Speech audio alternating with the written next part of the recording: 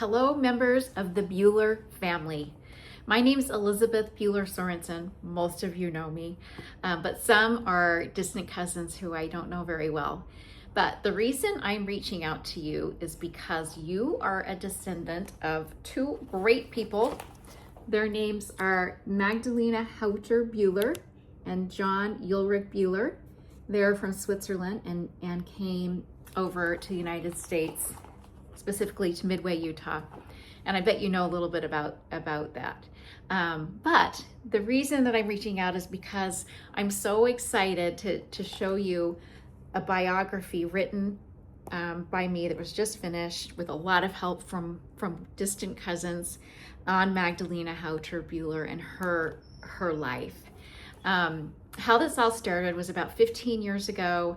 I had this strong desire to know who my great-grandmother was. I only knew her name, that she was a Bueller. I didn't know her first name. I knew she came from Switzerland.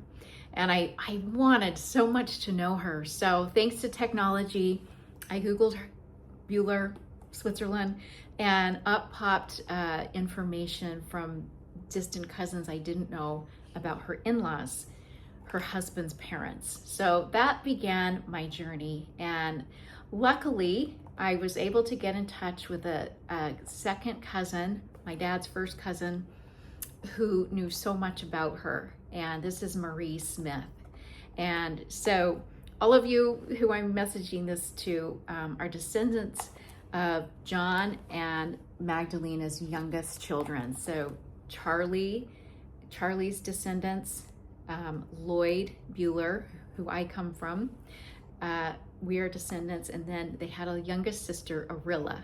There are 7 kids in all, but I've lost track of all but the youngest 3 grandchildren.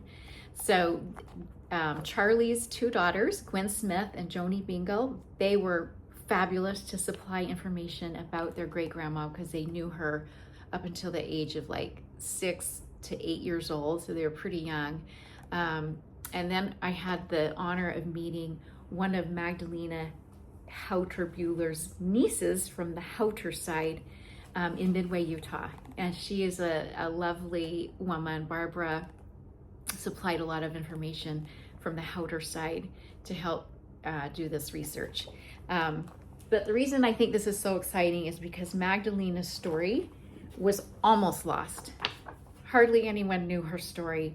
And there's a historian I love, her name's Jill Lepore, and she wrote, "History is what is written and can be found. What isn't saved is lost, sunken and rotted, eaten by the earth." And I feel like Magdalena's story was almost sunken and lost to us, but it has been found.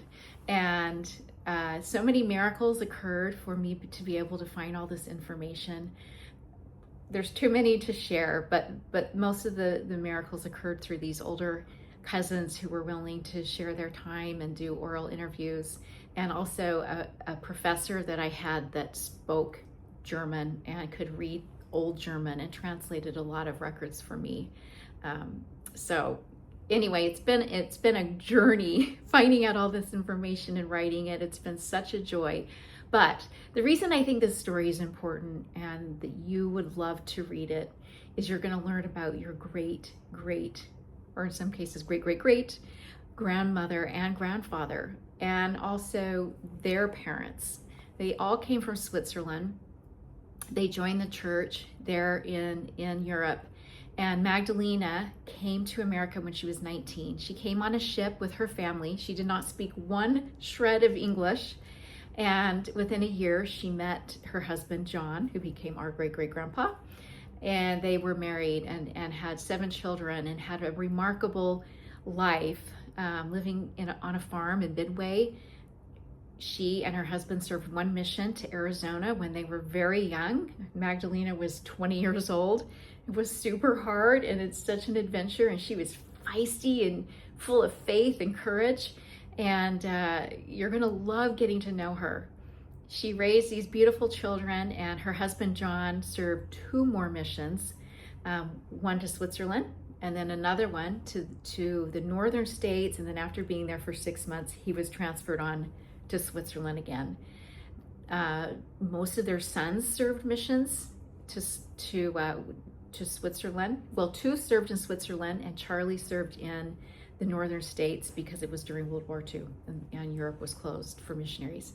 Anyway, they had amazing adventures and an amazing life. And what I love about this story is it made me realize that we come from greatness.